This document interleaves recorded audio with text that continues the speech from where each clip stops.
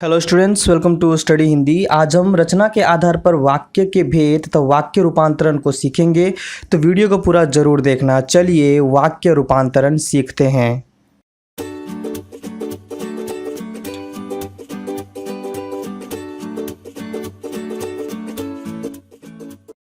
वाक्य रूपांतरण से अभिप्राय है वाक्य के रूप में अथवा उसकी रचना में परिवर्तन कर देना। मतलब वाक्य रूपांतरण में हम एक प्रकार के वाक्य की संरचना को दूसरे प्रकार के वाक्य की संरचना में ढालते हैं एवं इस परिवर्तन में भले ही वाक्य की संरचना तो परिवर्तित हो जाती है पर उसके अर्थ में कोई परिवर्तन नहीं होता। जैसे यहाँ एक उदाहरण देखिए, जो चोर होता है वह कभी न कभी पकड़ा ही जाता है। इस वाक्य को हम इस तरह से भी लिख सकते हैं, चोर कभी न कभी पकड़ा ही जाता है। तो यहाँ हमने एक प्रकार के वाक्य को दूसरे प्रकार के वाक्य की संरचना में परिवर्तित कर दिया। इसे हम आगे और अच्छी तरह से समझेंगे। फिलहाल रचना के आधार पर वाक्य के भेदों को देखते हैं। तो रचना के आधार पर वाक्य के 3 भेद हैं: सरल वाक्य, संयुक्त वाक्य और मिश्र वाक्य। तो सबसे पहले हम वाक्य के इन तीनों भेदों के बारे में जानेंगे, तदुपरांत हम इनका रूपांतरण करना सीखेंगे। रचना के आधार पर सरल वाक्य का संयुक्त वाक्य में, संयुक्त वाक्य को मिश्र वाक्य में, मिश्र वाक्य का सरल और संयुक्त वाक्य में तथा सरल वाक्य को मिश्र वाक्य में रूपांतरण किया जाता है। पहला है सरल वाक्य। जिस वाक्य में एक ही उद्देश्य तथा एक ही मुख्य क्रिया हो उसे सरल वाक्य कहते हैं। अर्थात सरल वाक्य में एक ही वाक्य होता है तथा इसमें एक ही क्रिया या विधेय तथा एक ही उद्देश्य होता है। मैंने अपने वाक्य तथा उसके अंग वाले वीडियो में उद्देश्य तथा विधेय के बारे में बताया था, तो कृपया आप उसे देख लें। चलिए सरल वाक्य के कुछ उदाहरणों को देखते हैं। वह खाना खाकर सो गया। यहाँ वह उद्देश्य है तथा खाना खाकर सो गया विधेय है। वैसे ही इस वाक्य को देखें, क्या तुम प्रतिदिन विद्यालय जाते हो? तो यहाँ तुम उद्देश्य है और बाकी जो है वो विधेय कहलाएंगे। तो यह हमने जाना सरल वाक्य। अब बात करते हैं संयुक्त वाक्य की। संयुक्त वाक्य जिन वाक्यों में एक से अधिक स्वतंत्र उपवाक्य योजकों अर्थात और, या, अथवा, अन्य, तथा, वरना, किंतु, परंतु आदि द्वारा जुड़े होते हैं संयुक्त वाक्य कहलाते हैं। इसमें कोई प्रधान या आश्रित उपवाक्य नहीं होते, बल्कि दोनों ही वाक्य समान स्तर के होते हैं। अर्थात संयुक्त वाक्य में एक से अधिक उपवाक्य होते हैं, सभी उपवाक्य स्वतंत्र होते हैं तथा उनका स्तर भी समान ही होता है और ये जो उपवाक्य हैं वे इन योजकों द्वारा जुड़े होते हैं। जैसे उदाहरण देखते हैं, उसने खाना खाया और वह सो गया। तो यहाँ उसने खाना खाया, वह सो गया, दोनों समान स्तर के वाक्य हैं तथा ये और द्वारा जुड़े हुए हैं, तो ये संयुक्त वाक्य कहलाएंगे। वैसे ही अगला है, वह हर समय खेलता रहता है किंतु परीक्षा में प्रथम आता है। यहाँ भी 2 वाक्य है जो किंतु के द्वारा जुड़े हुए हैं, अतः यह भी संयुक्त वाक्य कहा जाएगा।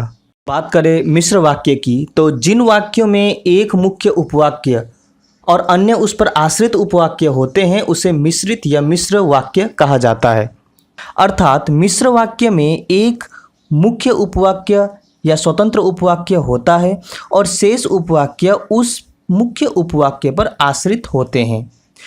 यह जो आश्रित उपवाक्य है वे मुख्य उपवाक्य से यदि, कि, तो, जो, अगर, इसलिए आदि से जुड़े रहते हैं। चलिए उदाहरण द्वारा देखते हैं। मोर एक पंछी है जिसका नृत्य सभी देखना चाहते हैं। तो यहाँ इस वाक्य में मोर एक पंछी है यह मुख्य उपवाक्य है तथा जिसका नृत्य सभी देखना चाहते हैं यह आश्रित उपवाक्य है। यहाँ ध्यान देने वाली बात यह है कि आश्रित उपवाक्य का अर्थ तभी निकल सकता है जब वह मुख्य उपवाक्य से जुड़ा हो। जैसा कि मान लीजिए यहाँ सिर्फ यह वाक्य रहे, जिसका नृत्य सभी देखना चाहते हैं, तो यह हमें समझ नहीं आएगा कि किसका नृत्य सभी देखना चाहते हैं। लेकिन मुख्य उपवाक्य के साथ जुड़ने पर ऐसी समस्या नहीं रहती, अतः यही कारण है कि यह आश्रित उपवाक्य कहलाता है। वैसे ही इस वाक्य में भी यह बात लागू होती है। वाक्य में आए मिश्रित उपवाक्य के आरंभ में सामान्यतः समुच्चय बोधक, जिसने, कि, जिन्हें, जिसमें, जो, जिसको, जहाँ, जब, क्योंकि, यदि, तब, यद्यपि, चूंकि आदि शब्द अवश्य होते हैं। ये आश्रित उपवाक्य के आरंभ में, मध्य में या अंत में कहीं भी आ सकते हैं। एक उदाहरण द्वारा समझते हैं। मुझे वह किताब मिल गई जो खो गई थी। यहाँ मुझे वह किताब मिल गई मुख्य उपवाक्य है तथा जो खो गई थी आश्रित उपवाक्य है, और यहाँ समुच्चय बोधक जो है वह आश्रित उपवाक्य के आरंभ में आई हुई है। आगे वाक्य रूपांतरण में हम इसे और अच्छी तरह से समझेंगे। हमने सरल वाक्य, संयुक्त वाक्य तथा मिश्र वाक्य की संरचना को जान लिया। अब हम इनमें एक दूसरे के वाक्यों को रूपांतरण करना सीखेंगे। सबसे पहले हम करेंगे सरल वाक्य से संयुक्त वाक्य में रूपांतरण। चोर पुलिस को देखते ही भाग गया। यह एक सरल वाक्य है।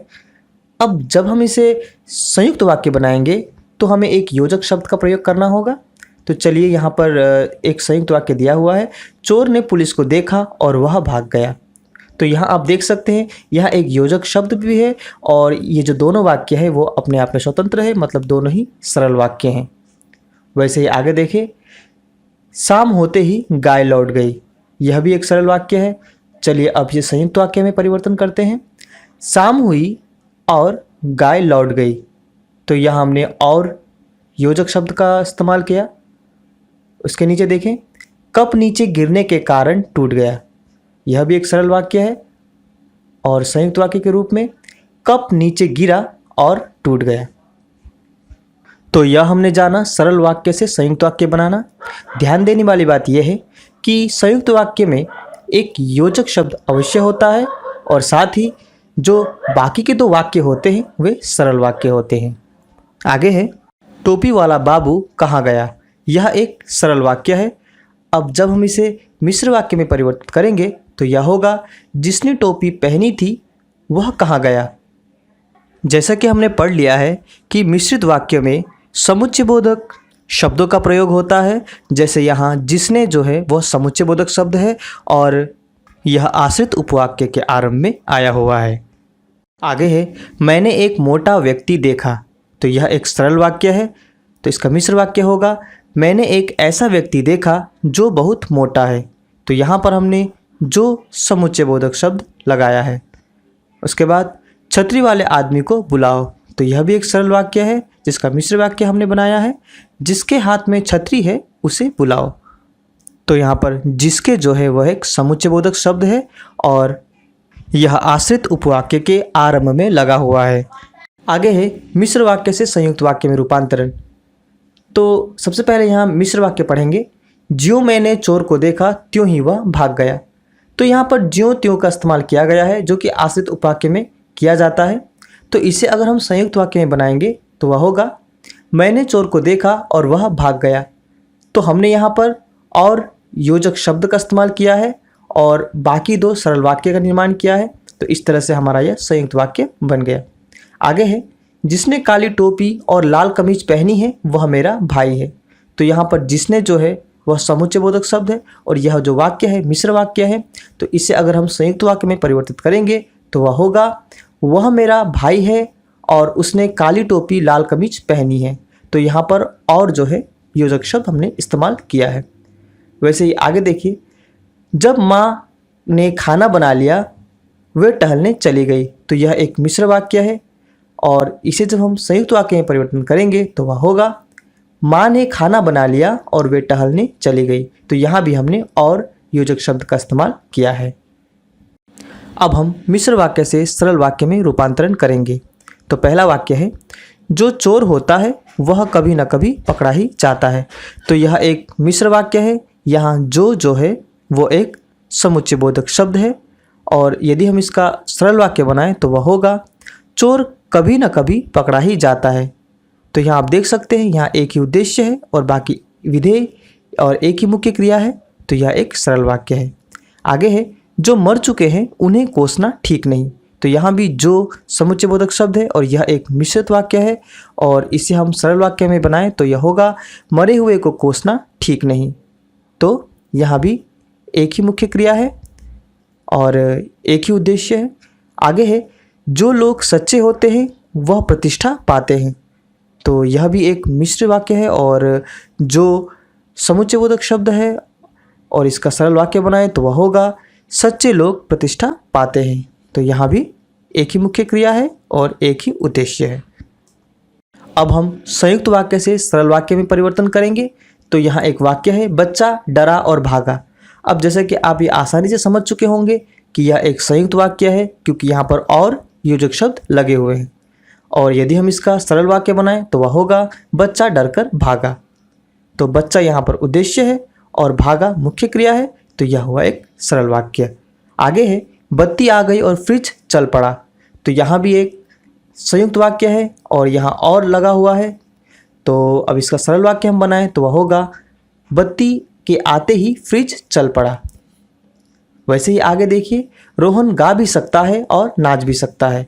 तो यहाँ भी और योजक शब्द लगे हुए हैं और इसका अगर हम सरल वाक्य में प्रयोग करें तो वह होगा रोहन नाच गा सकता है। तो यहाँ भी रोहन उद्देश्य है और सकता है एक मुख्य क्रिया है।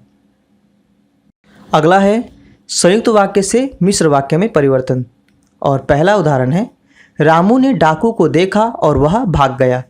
तो जैसा कि आप ये वाक्य देखकर ही समझ गए होंगे कि यह एक संयुक्त वाक्य है और जो और है यहाँ पर योजक शब्द लगे हुए हैं। इसका अगर हम मिश्र वाक्य बनाएं तो यह कुछ इस तरीके से होगा, ज्यों ही रामू ने डाकू को देखा त्यों ही वह भाग गया। तो यहाँ पर ज्यों और त्यों समुच्चयबोधक शब्द लगे हुए हैं। आगे देखते हैं, फिल्म समाप्त हुई और हॉल खाली हो गया। तो इस वाक्य में भी आप समझ गए होंगे कि यह एक संयुक्त वाक्य है और यहाँ भी और योजक शब्द लगा हुआ है। तो इसका अगर हम मिश्र वाक्य में रूपांतरण करें तो वह होगा, जैसे ही फिल्म समाप्त हुई वैसे ही हॉल खाली हो गया। तो यहाँ पर जैसे और वैसे समुच्चयबोधक शब्द लगे हुए हैं और यह एक मिश्र वाक्य है। तो बच्चों, यहाँ हमने जाना रचना के आधार पर वाक्य के भेदों को, सरल वाक्य, संयुक्त वाक्य एवं मिश्र वाक्य को तथा इनमें वाक्य रूपांतरण को। उम्मीद है आपको यह पाठ समझ में आ गया होगा। फिर भी आपको अभ्यास की ज़रूरत है। आप जितना इसे अभ्यास करेंगे आप उतने अधिक इसमें निपुण होते जाएंगे। मैं अपने आने वाले वीडियो में वाक्य रूपांतरण के और भी अभ्यास के वीडियोस लाता रहूँगा। तो हमसे जुड़े रहने के लिए हमारे चैनल को सब्सक्राइब करें और मिलते हैं अपने अगली वीडियो पर। तब तक के लिए थैंक यू फॉर वॉचिंग।